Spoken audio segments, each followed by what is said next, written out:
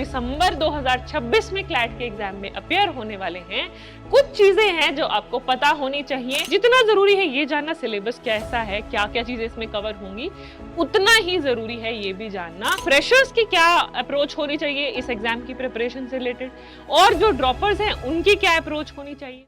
Hello, my lovely students. A very warm welcome to today's session. I am Renu Shokan and I'll be teaching you legal reasoning for the CLAT preparation.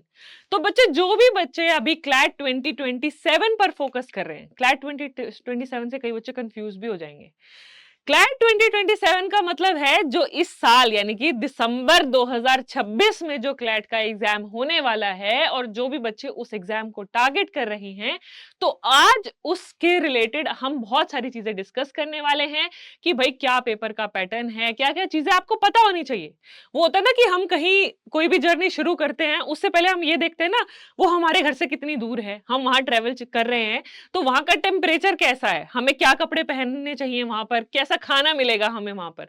तो हम अपने आप को prepare तो करते हैं ना किसी भी नई जर्नी को स्टार्ट करने के लिए, चाहे वो कोई भी जर्नी है, चाहे हम ट्रेवल कर रहे हैं, चाहे हम पढ़ रहे हैं, चाहे हमें कोई खाना भी बनाना, उससे पहले हम रेसिपी देखते हैं ना, चेकलिस्ट क्या क्या है, क्या क्या की चीजें हमें चाहिएंगी। तो लाइकवाइज उतना ही जरूरी है जो भी बच्चे क्लैट 2027 पर फोकस कर रहे हैं, यानी कि जो दिसंबर 2026 में क्लैट के एग्जाम में अपियर होने वाले हैं, कुछ चीजें हैं जो आपको पता होनी चाहिए before you start this beautiful journey of CLAT preparation. तो बेटा, सबसे पहले हम जानेंगे कि क्लैट की प्रिपरेशन के लिए, देखो कोई भी चीज हम शुरू करते हैं, किसी भी पेपर की तैयारी करते हैं, उसके पेपर का फॉर्मेट क्या है, पैटर्न क्या है, सिलेबस क्या है, ये सारी चीजें हमें पता होनी चाहिए।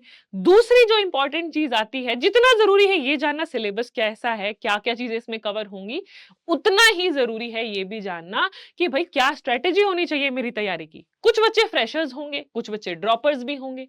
सो फ्रेशर्स की क्या अप्रोच होनी चाहिए इस एग्जाम की प्रिपरेशन से रिलेटेड, और जो ड्रॉपर्स हैं उनकी क्या अप्रोच होनी चाहिए। अब कुछ बच्चे क्लास 11th में भी इस एग्जाम को देते हैं, कुछ बच्चे जो those who are pursuing their class 12th वो भी इस एग्जाम में अपेयर होते हैं। तो इन अनगिनत सवालों के जवाब आज आपको इस सेशन में मिलने वाले हैं। तो सबसे पहले हम शुरू करते हैं एलिजिबिलिटी। एलिजिबिलिटी का क्या मतलब है कि भाई कौन कौन लोग क्लैट 2027 में अपेयर हो सकते हैं। तो सबसे पहले 2027 वाली कंफ्यूजन दूर कर देते हैं। क्लैट 2027 का मतलब ये नहीं है कि 2027 में पेपर होने वाला है, अभी से हम क्यों इतनी चिंता लें। नहीं, क्लैट 2027 मतलब जो इस साल आपका पेपर होने वाला है, to be conducted in December 2026। ठीक है जी। तो जो बच्चे इस साल क्लास 12th में हैं, तो दो कैटेगरीज है इसमें, देखो, फ्रेशर्स, रिपीटर्स। ठीक है जी। फ्रेशर्स कौन है? Those which are who are pursuing their class 12th, pursuing class 12th। ठीक है जी। जो बच्चे अभी क्लास 12th में हैं, यानी कि इस साल जो क्लास 12th में हो जाएंगे, परसुइंग क्लास 12th इन 2026। ठीक है जी। यानी कि जो इस साल अप्रैल ऑनवर्ड्स, अप्रैल में इस साल क्लास 12th में हो जाएंगे, वो बच्चे इस एग्जाम को देने के लिए डेफिनेटली एलिजिबल हैं। अब हम यहां पर स्ट्रीम की बात करें, चाहे वो बच्चा नॉन मेड का है, चाहे मेडिकल है, आपके पास स्ट्रीम चाहे कॉमर्स है, चाहे ह्यूमैनिटीज है, किसी भी स्ट्रीम का बच्चा इस पेपर को दे सकता है। ठीक है जी। irrespective of which stream you are studying, चाहे आप, और इसके अलावा कई बार बच्चे पढ़ते पढ़ते अपनी डायरेक्शन भी चेंज करना चाहते हैं। कोई नीट की तैयारी कर रहा था, कोई जेई की तैयारी कर रहा था 11th में, उन्हें लगा नहीं भाई ये मेरे इंटरेस्ट का टॉपिक नहीं है, मुझे तो लॉ करना है, तो आप क्लास 12th से भी इसकी तैयारी शुरू करके इस साल पेपर देके डेफिनेटली अपने ड्रीम एनएलयू में जा सकते हो। ठीक है जी। ये तो बात होगी फ्रेशर्स की। रिपीटर्स की, यानी कि दोज हु हैव completed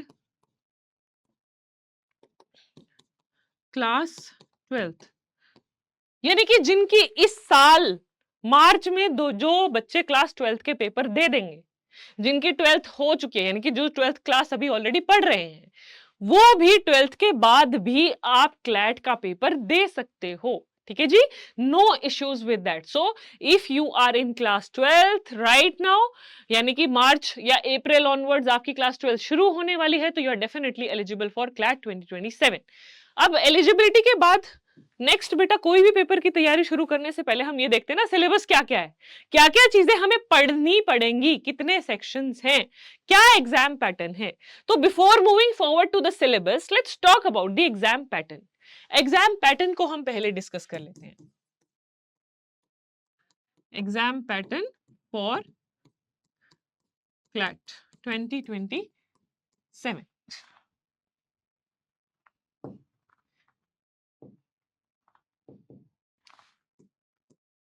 हाँ जी, एग्जाम पैटर्न की बात करें तो बेटा सबसे पहले तो ये आपका जो पेपर है वो ऑफलाइन मोड में होने वाला है। ऑफलाइन मोड का मतलब है आपको पेन एंड पेपर और इसको ओएमआर शीट बेस्ड भी बोलते हैं, कि आपको ओएमआर शीट दी जाएगी, उसको आप बैठ करके फिल करेंगे, पेपर पढ़ोगे और उसके बेसिस पर जो भी आंसर होगा आप, क्योंकि ये आपका ऑब्जेक्टिव टाइप क्वेश्चन पेपर है। ऑब्जेक्टिव क्या होता है, आप क्वेश्चन पढ़ो, 4 ऑप्शन मिलेंगे, उनमें से 4 या 5 ऑप्शन मिलेंगे, उनमें से जो सही आपको लगता है उसे आप ओएमआर शीट में मार्क कर देते हो। तो ये ऑफलाइन मोड है और ये ऑब्जेक्टिव टाइप है। ठीक है जी, ऑब्जेक्टिव टाइप पेपर है, you have to choose one right answer amongst the different options.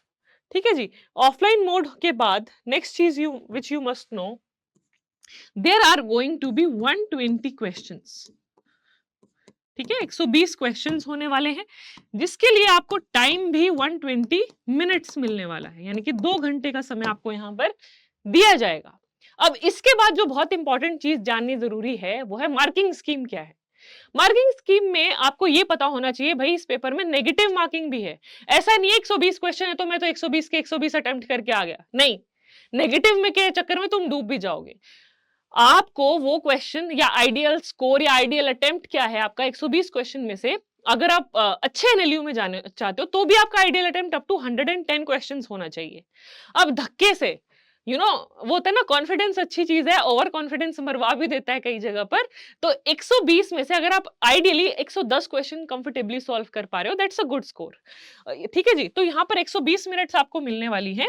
और मार्किंग स्कीम की अगर हम यहाँ पर बात करें, marking 1 mark for each correct answer, her correct answer के आपको 1 नंबर मिलेगा। नेगेटिव 0.2 मार्क, यहां पर आप लिख सकते हैं 0.25 marks to be deducted for every wrong answer. हर एक गलत आंसर के लिए आपका 0.25 मार्क्स जो है वो यहां पर डिडक्ट होंगे। अब मान लो दो, मैं जस्ट एग्जांपल दे रही हूं, जस्ट फॉर एन इंस्टेंस, आपने 2 क्वेश्चन अटेम्प्ट किए, ठीक है, अगर आपके दोनों सही हैं तो आपको 2 नंबर मिलेंगे। अगर आपका एक सवाल सही है और एक गलत है तो कितने नंबर मिलने चाहिए आपको, उसमें एक में से 0.25 घटा दोगे तो 0.75 मार्क्स जो हैं आपको यहां पर मिलेंगे। So this is how the marking scheme of the exam works. Now let's talk about the syllabus. This was about the exam pattern, जो इंपॉर्टेंट चीजें आपको पता होनी चाहिए रिगार्डिंग द क्लैट 2027 एग्जाम। अब इसके बाद हम बात करते हैं सिलेबस की। ये तो देख लिया पेपर का पैटर्न क्या है, अब आते हैं सेक्शंस पर। कितने सेक्शंस हैं?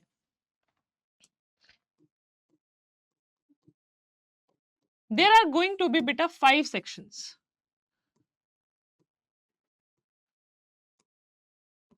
लीगल,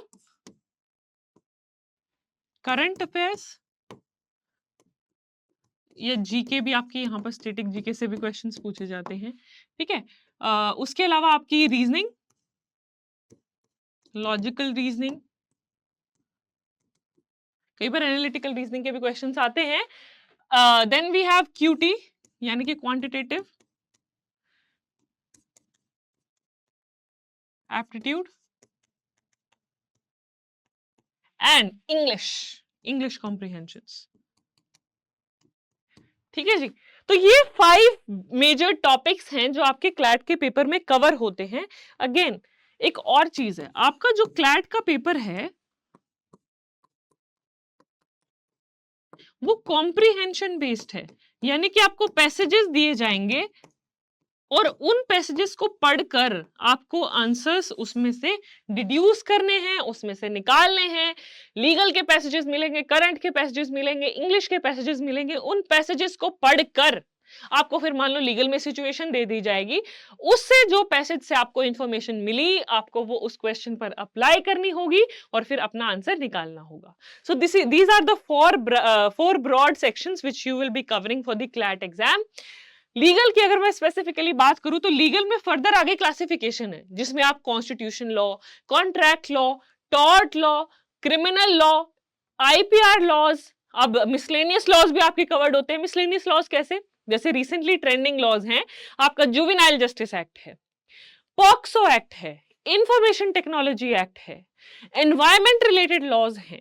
इनसे भी बहुत बार अभी पिछले आप क्लैट के प्रीवियस ईयर क्वेश्चन पेपर देखोगे तो बहुत सारे पैसेजेस इन मिसलेनियस लॉज से भी पूछे गए हैं। तो जितना इंपॉर्टेंट है लीगल के लिए स्टैटिक लॉज पढ़ना, उतना ही इंपॉर्टेंट है इन मिसलेनियस लॉज को भी पढ़ना अगर आपको आपके ड्रीम एनएलयू में एडमिशन चाहिए। और इसके साथ साथ सिर्फ ये दोनों चीजें पढ़ने से लीगल में काम नहीं चलेगा, लीगल में आपको फर्दर करंट जो लीगल अपडेट्स हैं वो भी कवर करनी होंगी। ठीक है जी। सो यहाँ पर लाइकवाइज करंट अफेयर्स में भी आपकी स्टैटिक जीके, आपके जो ट्रेंडिंग हॉट टॉपिक्स हैं, everything you need to cover. Logical reasoning, quantitative aptitude, English, ये सारी चीजें भी आपको जानना, आपको पता होना, आपको सिलेबस बहुत ही इन डेप्थ मैनर में कवर करना है। अब क्वांटिटेटिव एप्टीट्यूड जो है इसकी वेटेज कंपैरेटिवली एग्जाम में कम रहती है, लीगल की ज्यादा है, ठीक है, करंट अफेयर्स की वेटेज ज्यादा है, बट इसकी वेटेज कम है तो क्या हम इसकी प्रिपरेशन ना करें या इस पे इतना ध्यान ना दें क्योंकि इससे सवाल कम पूछे जाते हैं? नहीं बेटा, ये ही आपका डिसाइडिंग फैक्टर है। ठीक है, वेटेज लेस होने के बावजूद भी still it can be a deciding factor in admission to NLU. In case you want to get admission in NLUs तो ये मत सोचो भाई मैं बाकी सारे चारों सेक्शंस करके चला गया, चली गई, हो जाएगा मेरा काम, मेरी नैया पार हो जाएगी। नहीं, आपने इसको इग्नोर कर दिया, ठीक है, बाकी पेपर सारा बहुत इजी था, ये थोड़ा सा डिफिकल्ट आ गया। जिन बच्चों ने बिल्कुल ही नहीं पढ़ा था वो तो सॉल्व ही नहीं कर पाएंगे, जिन्होंने मेहनत की होगी वो यहाँ अच्छे नंबर ले जाएंगे और अपने कॉलेजेस में ड्रीम एनएलयूज में एडमिशन ले जाएंगे।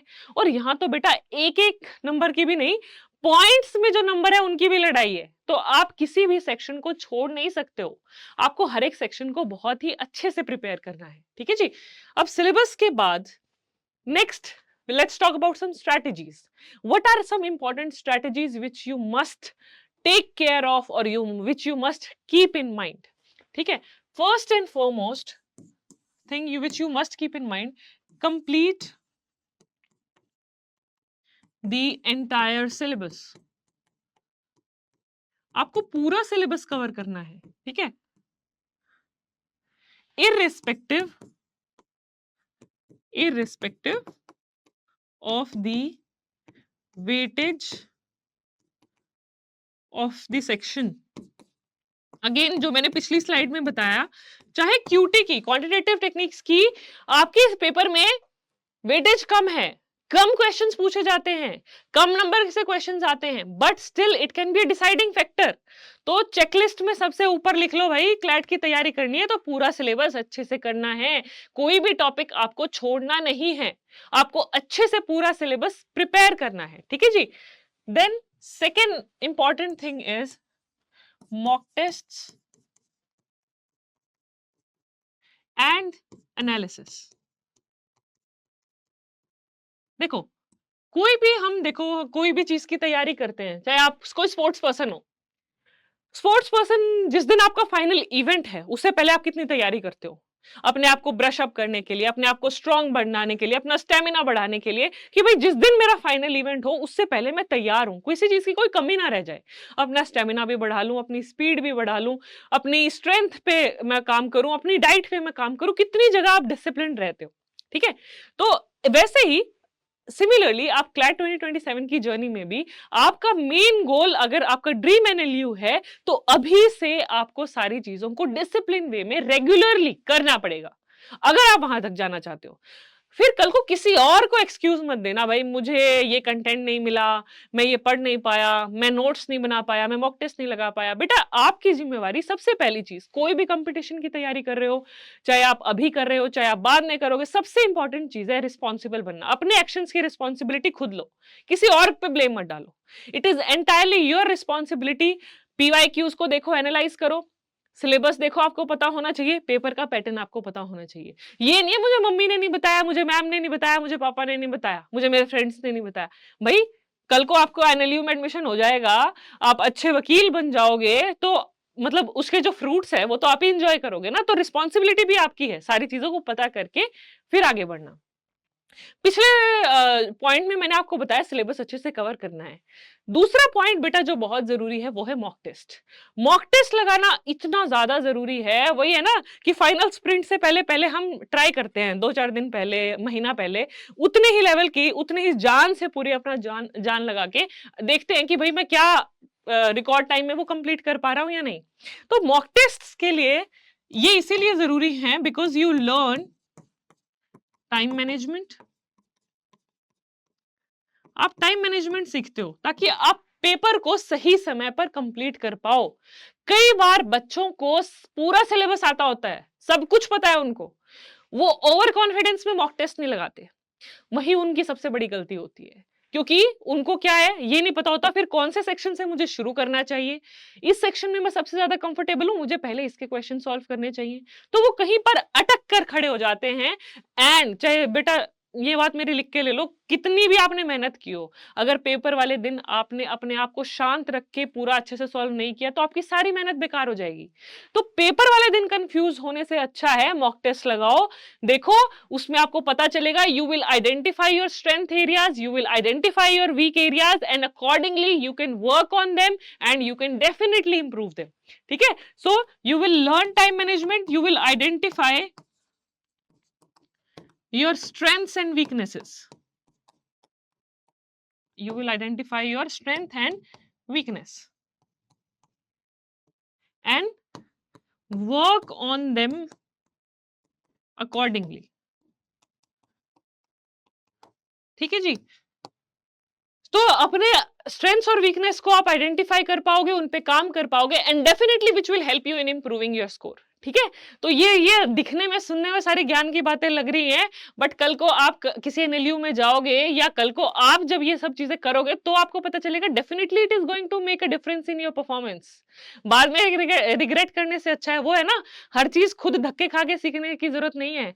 कोई व्यक्ति आपको कोई चीज समझा रहा है, कोई बता रहा है, तो भाई उसकी सुन लो, आपके काम आएगा वो, है ना। जरूरी नहीं है खुद उस प्रॉब्लम में से निकलोगे फिर ही हाँ भाई मुझे तो शेर खान बनना है, मुझे शहंशाह बनना है, मुझे सारी चीजें प्रॉब्लम्स फेस करनी है। अच्छी बात है प्रॉब्लम्स फेस करनी है, बट कहीं पर कोई ज्ञान की बात बताई जाए, उसे सुनो, अप्लाई करो, it will definitely help you. तो ये वो ज्ञान की बात है जो बहुत सारे बच्चों से इंटरेक्ट करने के बाद जो एनएलयूज में है या अपने पर्सनल एक्सपीरियंस से I have drawn out certain conclusions which I have kept in front of you. If you will do them you will make wonders in your life. ठीक है जी, चलो अब मॉक टेस्ट के बाद नेक्स्ट है आपका reading habit.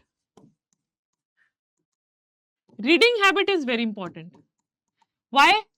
Because if you as I already told you, आपके CLAT के पेपर में कॉम्प्रीहेंशंस आते हैं, यानी कि जिस बच्चे की रीडिंग स्पीड अच्छी होगी, जिसकी इंटरप्रिटेशन स्किल्स अच्छी होंगी, डेफिनेटली वो बच्चा और दूसरे बच्चों से एक सर्टेन एज ऊपर होगा, उसको एक एज मिलेगा, क्योंकि वो जल्दी से सिलेबस को, जल्दी से कॉम्प्रीहेंशन को पढ़ के उसको इंटरप्रेट कर पाएगा, उसको बार बार पढ़ने की जरूरत नहीं पड़ेगी।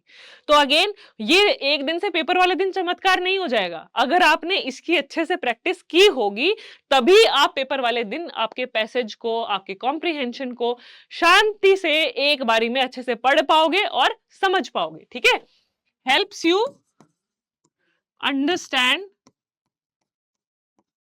The passage in one go which will save time. सारी लड़ाई टाइम की तो है, पढ़कर तो सभी बच्चे आएंगे, टाइमली जो पूरा कंप्लीट कर देगा वही बाजी मार जाएगा। ठीक है जी। तो रीडिंग हैबिट से एक तो ये होगा। दूसरा, it helps you improve vocabulary, आपकी इंग्लिश भी इंप्रूव होगी, जो कि आपको आपका जो इंग्लिश सेक्शन भी है वो भी डेफिनेटली आप और अच्छे से कर पाओगे। And also helps in covering GK current affairs. ठीक है जी, एक तीर से तीन निशाने। ठीक है जी। तो रीडिंग हैबिट क्या है आपकी? एक तीर से तीन निशाने। कैसे? आपकी रीडिंग स्पीड बढ़ेगी तो पेपर में आपका टाइम बच पाएगा, आपकी इंटरप्रिटेशंस अच्छी होंगी, आप पैसेज को बहुत शांत तरीके से अच्छे से पूरा सॉल्व कर पाओगे। दूसरा, आपकी इंग्लिश वोकैबुलरी भी अच्छी हो जाएगी। और तीसरा, आपके करंट अफेयर्स, आपके स्टैटिक टॉपिक्स भी बहुत सारे कवर्ड हो जाएंगे। तो जो भी बच्चा रीडिंग हैबिट अभी से अपने इनकलकेट कर लेगा क्लैट 2027 की प्रिपरेशन के लिए, definitely it is going to help them to achieve their dream goals, that is getting into their dream colleges और NLUs। ठीक है जी। अब रीडिंग हैबिट हो गई।